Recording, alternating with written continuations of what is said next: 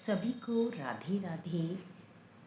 हिमालय की गोद में बर्फ से ढकी चोटियों के बीच जहाँ हर सांस में शिव का एहसास होता है, वहीं पे विराजते हैं बाबा केदारनाथ। कहते हैं जिसे बाबा बुलाते हैं वही केदारनाथ पहुँच पाता है।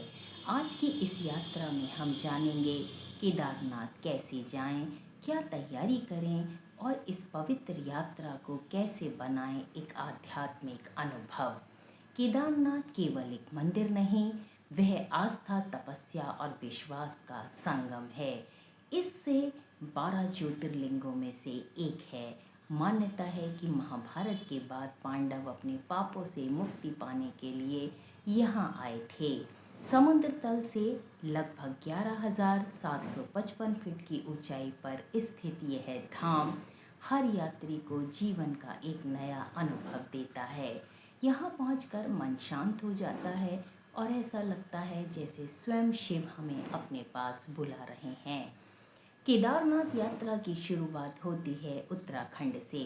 सबसे पहले आपको पहुंचना होगा ऋषिकेश, हरिद्वार या देहरादून। इन शहरों तक आप ट्रेन, बस या फ्लाइट से आसानी से पहुंच सकते हैं। इसके बाद सड़क मार्ग से यात्रा आगे बढ़ती है। मुख्य पड़ाव आते हैं ऋषिकेश, देवप्रयाग, रुद्रप्रयाग, गुप्तकाशी, सोनप्रयाग और फिर गौरीकुंड। सोनप्रयाग पहुंचने के बाद आपको लोकल टैक्सी लेनी होती है। यह टैक्सी आपको गौरीकुंड तक ले जाती है। गौरीकुंड वही स्थान है जहां माता पार्वती ने तपस्या की थी। यहीं से शुरू होती है बाबा केदारनाथ की पैदल यात्रा। गौरीकुंड से केदारनाथ मंदिर तक का लगभग 16 से 18 किलोमीटर की चढ़ाई है। रास्ता कठिन जरूर है, लेकिन हर कदम पे हर हर महादेव की गूंज आपको शक्ति देती है। पूरे रास्ते में आपको मिलेंगे झरने, बर्फीले पहाड़, मंदाकिनी नदी का अद्भुत दृश्य और भक्तों की अपार श्रद्धा। अगर आप पैदल नहीं चल सकते तो यहाँ घोड़े, खच्चर, पालकी और हेलीकॉप्टर की सुविधा भी उपलब्ध है। जो लोग कम समय में यात्रा करना चाहते हैं वे हेलीकॉप्टर सेवा का उपयोग कर सकते हैं।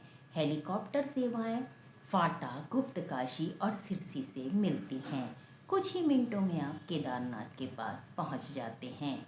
लेकिन चाहे यात्रा पैदल हो या हेलीकॉप्टर से, बाबा के दर्शन का आनंद हर रूप में दिव्य होता है। केदारनाथ यात्रा पर जाने से पहले रजिस्ट्रेशन जरूर करें। उत्तराखंड सरकार की आधिकारिक वेबसाइट पर जाकर ऑनलाइन रजिस्ट्रेशन किया जा सकता है। यात्रा के दौरान अपने साथ रखें गर्म कपड़े, रेनकोट, दवाइयाँ, पानी की बोतल और आरामदायक जूते। ऊंचाई अधिक होने के कारण सांस लेने में थोड़ी परेशानी हो सकती है, इसलिए धीरे धीरे चलें और शरीर को आराम दें। जब घंटों की यात्रा के बाद पहली बार केदारनाथ मंदिर दिखाई देता है तो आंखें नम हो जाती हैं। चारों तरफ बर्फीले पहाड़, बीच में पत्थरों से बना भव्य मंदिर और वातावरण में गूंजता हर हर महादेव। उस पल ऐसा लगता है जैसे समय रुक गया हो। मन के सारे दुख, चिंता और थकान सब बाबा के चरणों में समाप्त हो जाते हैं। केदारनाथ की यात्रा हमें केवल पहाड़ चढ़ना नहीं सिखाती, यह हमें विश्वास, धैर्य और समर्पण का अर्थ समझाती है। जब रास्ते कठिन होते हैं तभी भगवान सबसे करीब महसूस होते हैं। शायद इसीलिए लोग कहते हैं केदारनाथ बुलावा आने पर ही जाया जाता है। अगर आप भी बाबा केदारनाथ के दर्शन का सपना देख रहे हैं तो विश्वास रखिए, एक दिन बाबा जरूर बुलाएंगे। वीडियो अच्छा लगा हो तो इसे शेयर करें और कमेंट में लिखें हर हर महादेव।